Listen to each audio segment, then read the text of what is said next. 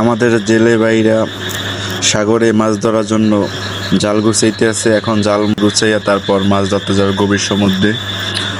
সাগরটা খুব উত্তাল, বর্তমানে ফোঁটা ফোঁটা বৃষ্টি হইতেছে। এর ভিতরেও তারা জীবিকার জন্য একদম গভীর সমুদ্র থেকে মাছ ধরে নিয়ে আসবে। আর ভিডিওটা সম্পূর্ণ দেখলেই বুঝতে পারবেন যে কি ভয়ানক ঢেউয়ের ভিতরে তারা মাছ ধরতে যায়।